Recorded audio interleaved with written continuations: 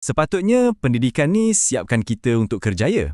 Tapi, apa jadi kalau ia tak berjaya? Hari ini, kita nak kupas satu model pendidikan yang baru yang direka khas untuk selesaikan isu besar ni. Okey, jom kita tengok apa yang kita akan bincangkan.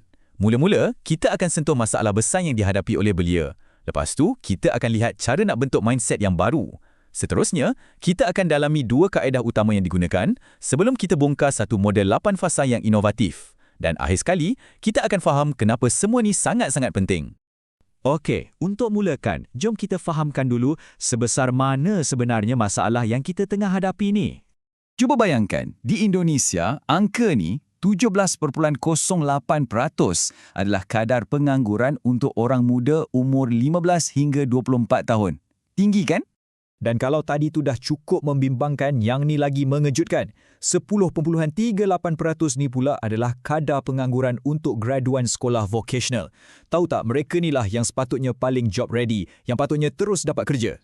Nah, sekarang tengok carta ni. Bila kita bandingkan nisbah keusahawanan di Indonesia dengan jiran-jirannya macam Thailand dan lagi-lagi Singapura, nampak tak jurang yang sangat besar tu? Persoalannya, kenapa jadi macam ni? Jadi, semua angka ni, pengangguran yang tinggi, keusahawanan yang rendah, semuanya menunjuk kepada satu benda. Ada sesuatu yang tak kena dengan sistem pendidikan sedia ada. Ada jurang antara apa yang diajar di sekolah dengan apa yang diperlukan dalam ekonomi moden. Okey, so jelas ada masalah. Dan inilah yang mendorong para penyelidik untuk fikir semula, betul-betul dari asas, macam mana kita nak ajar generasi baru. Ini membawa kita kepada satu soalan yang sangat fundamental. Apa sebenarnya tujuan pendidikan hari ini? Macam mana kita nak sediakan pelajar kita untuk dunia sebenar yang makin kompleks?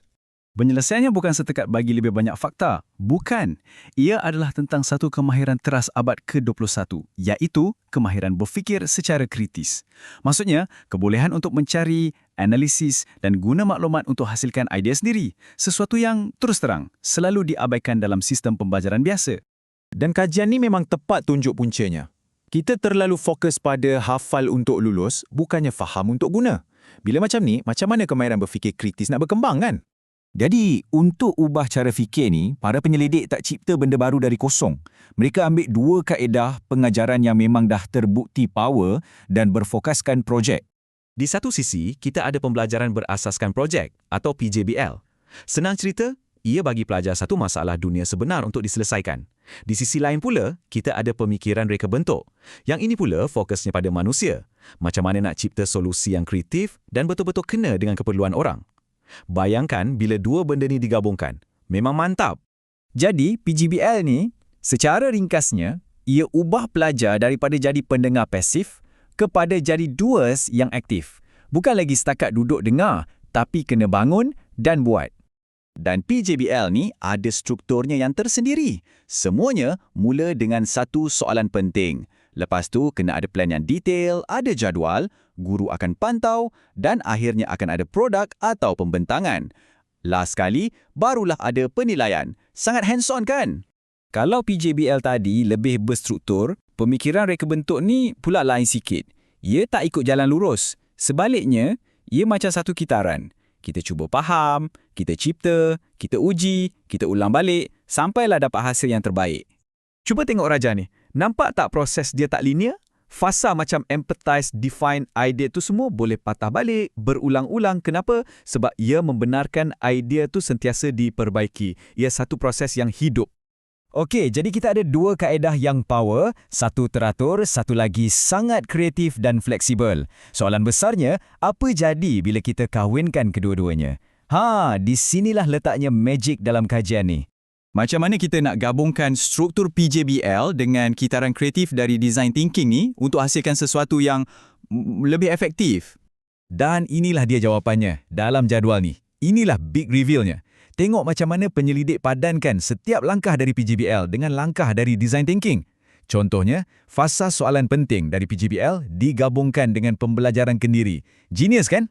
Mereka cipta satu model gabungan yang baru dan sangat praktikal. Hasil daripada gabungan ni, lahirlah satu model keusahawanan 8 fasa yang sangat jelas. Dari pembelajaran kendiri sehinggalah ke rancangan perniagaan dan penilaian. Ia jadi macam satu peta jalan yang bawa pelajar dari A sampai Z. Okey, kita dah ada model 8 fasa yang nampak hebat ni. Tapi, so what? Kenapa ia penting? Apa impaknya? Sebabnya, model ni bukan lagi sekadar satu lagi lesson plan. Bukan. Ia sebenarnya satu blueprint untuk lahirkan generasi baru yang boleh berfikir secara kritis, yang ada mindset usahawan. Ia ajar mereka untuk buat, bukan setakat hafal. Ia sediakan mereka untuk ekonomi moden yang kita ada sekarang. Paling penting, ia mengubah peranan pelajar itu sendiri. Daripada jadi penerima maklumat yang pasif kepada pencipta solusi yang aktif. Dan inilah sebenarnya matlamat pendidikan yang kita perlukan untuk abad ke-21. Jadi, sebagai penutup, cuba fikirkan sejenak. Kalau model dan alat ni ada di tangan anda, masalah apa yang anda paling teringin nak selesaikan?